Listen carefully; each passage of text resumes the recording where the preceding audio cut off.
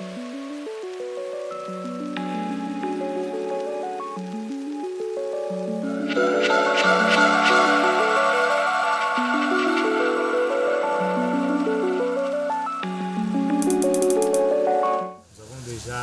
diversification d'activités.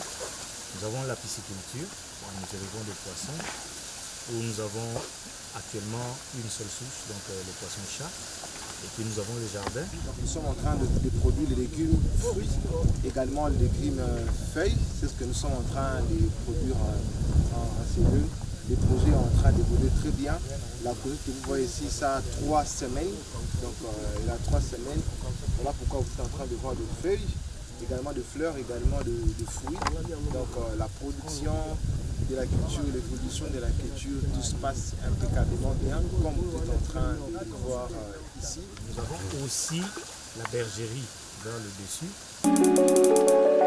La population bénéficiaire de Kassangoulou, ce qui décourage un peu, dans un premier temps peut-être, ils ne comprenaient pas la vision avant. La main-d'œuvre nous posait beaucoup de problèmes. La main-d'œuvre par rapport à la population autochtone, nous devons toujours prendre les gens de Kinshasa, venir avec ici. Entre-temps, ceux d'ici même, ils ont difficile à s'adapter, difficile. C'est comme ils veulent de la facilité, ils ne veulent pas vraiment travailler.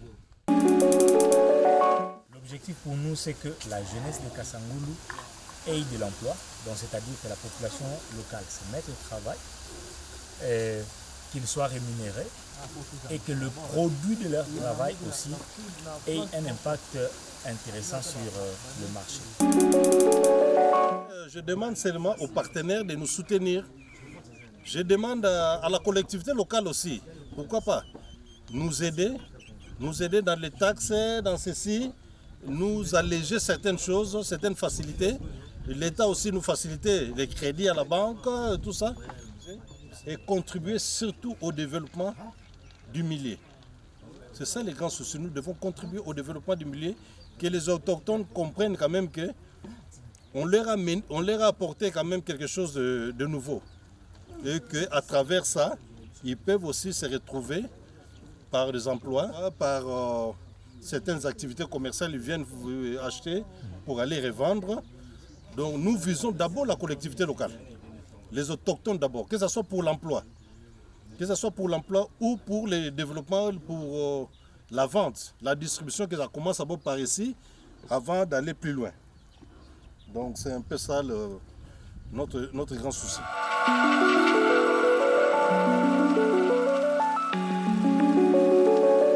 Bonjour.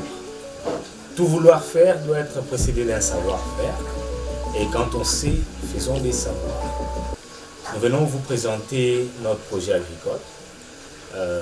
Notre projet qui s'articule sur la création, l'implantation d'une ferme biologique.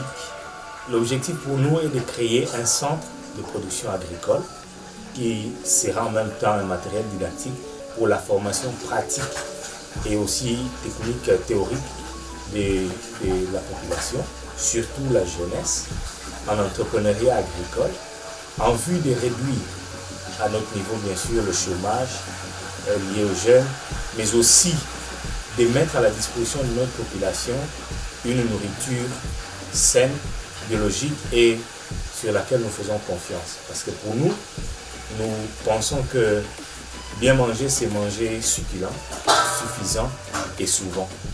Et si nous voulons manger succulent, nous devons travailler sur la qualité de la nourriture que nous présentons sur notre marché pour notre population. Si nous voulons manger souvent, nous devons en avoir suffisamment, donc nous devons travailler pour que la quantité ne soit pas rare. Alors, pourquoi un centre bio? Parce que l'objectif, c'est de donner de la bonne qualité de produits sur le marché, en vue de garder aussi la santé de nos consommateurs.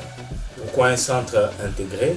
Parce que nous pensons que plusieurs fois que nous ne faisons que des cultures solitaires, nous perdons beaucoup, puisque quand il y a des pertes, nous ne savons que les jeter, donc c'est juste la destruction. Alors que si nous intégrons le système, les déchets d'un monde A peuvent être une source d'énergie pour un monde B, c'est-à-dire les produits légèrement détruits de production végétale peuvent être consommés par les bêtes et ainsi de suite. Et pourquoi un centre de formation? Parce que nous pensons que plusieurs ne font pas parce qu'ils ne savent pas. Voilà pourquoi nous voulons ramener les gens à apprendre en faisant.